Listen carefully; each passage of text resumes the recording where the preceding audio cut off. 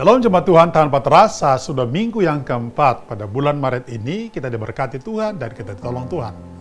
Hal yang menjadi sukacita kita adalah kalau sampai akhir bulan ini kita masih ada, saya yakin semua karena Tuhan, semua karena berkat-Nya dan pertolongan Tuhan.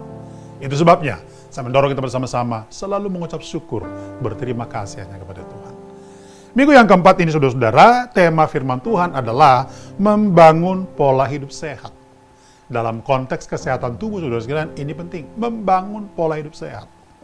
Efesus pasal yang kelima, 29-30 berkata begini, sebab tidak pernah orang membenci tubuhnya sendiri, tetapi mengasuhnya dan merawatinya, sama seperti Kristus terhadap jemaat, karena kita adalah anggota tubuhnya. Saya merasa bahwa ini sesuatu yang sangat penting dan prinsip.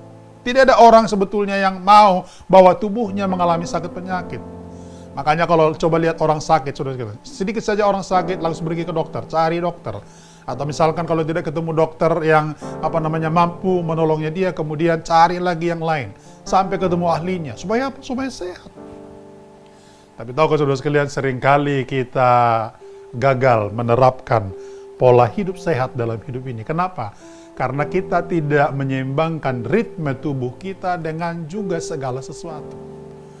Apa yang ada dalam diri kita, saudara sekalian, itu adalah mulai kita pikirkan dengan ritme kehidupan kita. Kalau Anda misalkan usia masih muda, taruhlah di bawah 30 tahun, itu biasa.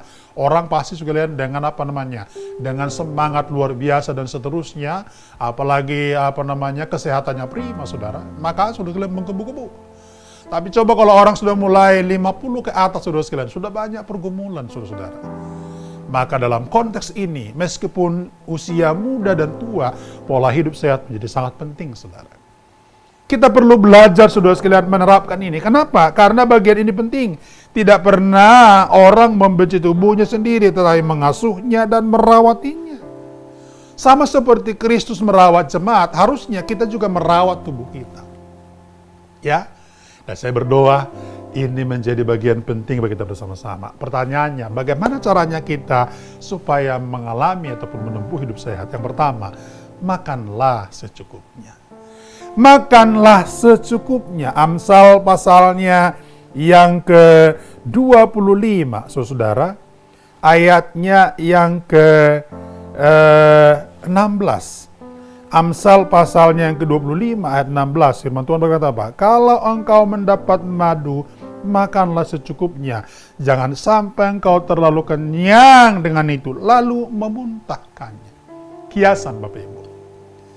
Penulis Amsal berkata, kalau engkau mendapat madu, makanlah secukupnya. Jangan engkau sampai terlalu kenyang sehingga engkau memuntahkannya. Artinya apa?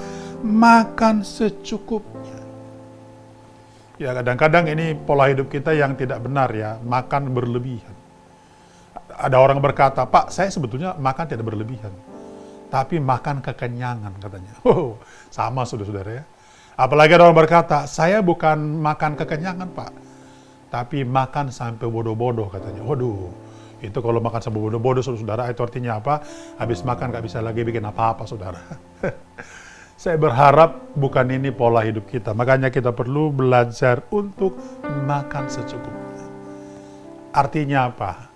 Makan sesuai dengan porsi kita. Saya percaya itu akan menolong kita. Yang kedua, konsumsi makanan sehat. Konsumsi makanan yang sehat, saudara. Daniel pasal yang pertama, ayat yang ke-8, firman Tuhan berkata seperti ini. Daniel berketapan hati tidak menajiskan dirinya dengan santapan raja dengan anggur yang biasa diminum raja. Dimintanyalah kepada pemimpin pegawai istana itu supaya ia tidak usah menajiskan dirinya. Ini namanya adalah apa? Konsumsilah makanan yang sehat. Konsumsi makanan yang sehat itu bicara tentang apa? Yang masuk dalam tubuh kita ini adalah sehat. Ya tentu kalau kita sekarang bicara sehat, saudara sekalian, 4 sehat 5 sempurna. Makanya takaran karbohidrat dengan protein saudara kan harus seimbang. Ya kan? Kadang-kadang kan kita lebih banyak saudara sekalian mengkonsumsi istilahnya karbo yang lebih banyak. Ya. Saya dulu pernah merasakan itu dan mengalami itu saudara sekalian. Makanya sekarang belajar kita mulai menata keseimbangan. Dan ini akan mendorong kita bersama-sama untuk apa? Hidup sehat. Konsumsi makanan sehat, saudara sekalian, itu termasuk makanan-makanan yang alamiah, makanan-makanan yang natural. Jangan makanan-makanan yang cepat saji. Termasuk makanan-makanan yang terlalu banyak zat kimianya, saudara. Ini perlu dihindari. Saya percaya harusnya kita sebagai anak Tuhan menyadari dan juga menyayangi tubuh kita. Maka mari kita makan dengan makanan yang sehat. Konsumsi kita adalah konsumsi sehat. Yang ketiga adalah latihan badani atau olahraga.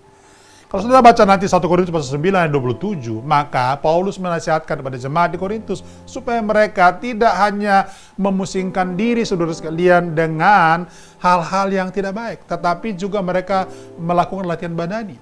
Walaupun menurut dia latihan badani terbatas gunanya. Tapi olahraga, latihan badani saudara sekalian dalam konteks untuk membangun pola hidup yang sehat, itu sangat penting. Saya sangat berdoa seluruh kita bersama-sama jemaat-jemaat Tuhan, mari kita belajar untuk memahami dengan baik bahwa membangun pola hidup yang sehat adalah tugas kita bersama-sama.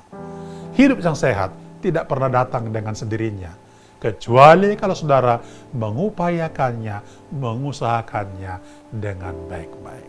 Doa saya, semua jemaat Tuhan hidup sehat di tahun 2022 ini, dan kita terus berkarya dengan baik. Selamat hari Minggu. Tuhan memberkati.